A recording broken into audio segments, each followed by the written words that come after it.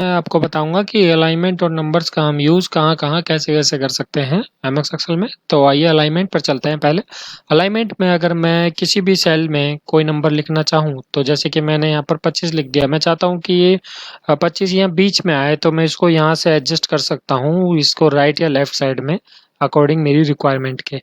ठीक है, अगर मैं चाहूँ कि मर्ज कर लूँ 3-4 कॉलम्स या रोज को, उन पर सेलेक्ट करने के बाद मैं मर्ज कर क्लिक कर दूंगा तो वो मर्ज हो जाएंगे। अब मैं इसमें कोई नंबर लिख दूं, लेट्स सपोज मैं 30 इसमें लिख दूं और मैं चाहता हूं कि ये नंबर बिल्कुल बीचों बीच आए, तो मैं यहाँ से राइट में लेफ्ट में यहाँ से कर इसको बीचों बीच भी ला सकता हूँ, ऊपर भी ला सकता हूँ रिक्वायरमेंट के अनुरूप। ठीक है, वहां से मैं सेलेक्ट कर कर आ सकता हूँ। अगर मैं इसको थोड़ा ही सरकाना चाहूँ तो यहाँ पर मैं इसके राइट और लेफ्ट साइड में, जैसे कि आप माउस को देख रहे हैं मैं कैसे कर रहा हूँ, थोड़ा थोड़ा कर कर इसको मैं सरका सकता हूँ। इसकी शॉर्टकट की भी है, आप देख रहे हैं मैं जैसे ही उस पर थोड़ा सा क्लिक कर रहा हूँ तो कंट्रोल अल्ट और टैब दबाकर आप इसको थोड़ा बहुत इंक्रीज कर सकते हैं, और कंट्रोल अल्ट शिफ्ट और टैब दबाकर इसको थोड़ा बहुत डिक्रीज कर सकते हैं। मतलब इसको लेफ्ट साइड में ले जा सकते हैं और राइट साइड में इंक्रीज कर सकते हैं, लेफ्ट साइड में डिक्रीज कर सकते हैं।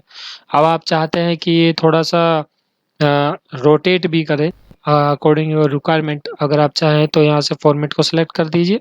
सेलेक्ट करने के बाद आप अपनी रिक्वायरमेंट के अनुसार इसको रोटेट करा सकते हैं। जैसे कि मैं इसको अभी 45 डिग्री नीचे की तरफ रोटेट कराऊं, तो देखिए 45 डिग्री नीचे की तरफ हो गया, बीच में ले आता हूँ इसको, तो यहाँ से मैं इसको ऐसे रोटेट करा सकता हूँ। ठीक है फ्रेंड्स, इसका अलाइनमेंट का यूज़ इसीलिए किया जाता है।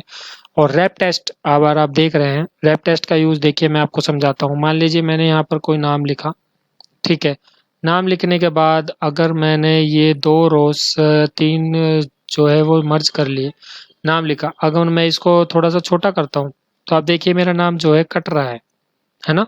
अगर मैं चाहूँ कि ये कटे ना, तो मैं रैप टेस्ट पे क्लिक कर दूंगा, तो ये क्या है, अकॉर्डिंग टू कॉलम के रिक्वायरमेंट के रूप अनुसार वो हो जाएगा। ठीक है, उसमें पूरा आ जाएगा, मतलब चाहे आप कितना ही उस कॉलम को छोटा कर दीजिए उसके साइज को, इस पर कोई फर्क नहीं पड़ेगा। रैप टेस्ट का सिर्फ यही यूज है एक।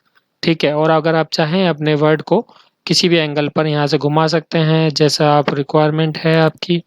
जैसे कि मैं घुमा रहा हूँ यहाँ पर माउस से क्लिक करके, आप वहाँ से अलाइनमेंट के इस पार्ट में जाकर इसको घुमा सकते हैं। ठीक है फ्रेंड्स, अब बात करते हैं अगला, जो कि है नंबर। नंबर में आपको अगर आप बताना चाहे कि एमएस एक्सेल को कि आप किस नंबर का यूज़ कर रहे हैं, आप जनरली एबीसी और 1 2 3 में अगर ये यूज़ करते हैं तो आप इसमें जा सकते हैं। ओनली नंबर यूज़ कर रहे हैं तो एमएस एक्सेल को नंबर पर जाके क्लिक करके बता सकते हैं।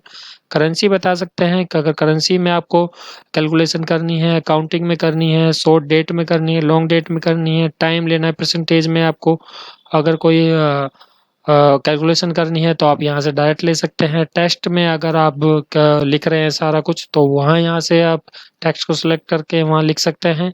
कुछ भी आप अपने अकॉर्डिंग यहाँ से चूज कर सकते हैं। ठीक है फ्रेंड्स, नंबर में फिलहाल इतना ही, और मैं नंबर के बारे में आगे से आपको एक्सप्लेन कर दूंगा जब मैं इसके फॉर्मूलेस और इसके क्वेश्चंस कराऊंगा, तो वहाँ पर मैं नंबर के बारे में अच्छे से बताऊंगा कि कहाँ कैसे आप किस तरह से यूज़ कर सकते हैं। जैसे कि अगर मैं आपका एग्जांपल लूँ कि परसेंटेज में बेसिकली हम जो परसेंटेज निकालते हैं 100 का मल्टीप्लाई कर कर और परसेंटेज का चिन्ह लगाते हैं, तो इसमें अगर आप परसेंटेज डायरेक्टली सिलेक्ट कर लेंगे तो उसके बाद आपको 100 का मल्टीप्लाई और परसेंटेज का चिन्ह नहीं लगाना होगा, बस 2 नंबरों को आराम से आप डिवाइड कर पाएंगे। ठीक है फ्रेंड्स, मैं इसके बारे में आगे आपको बताऊंगा अच्छे से। तो धन्यवाद friends for watching my video. आगे की मेरी वीडियोस को जरूर देखिएगा जिसमें मैं आपको एमएस एक्सेल की जानकारी और दूंगा। धन्यवाद फॉर वाचिंग माय वीडियो।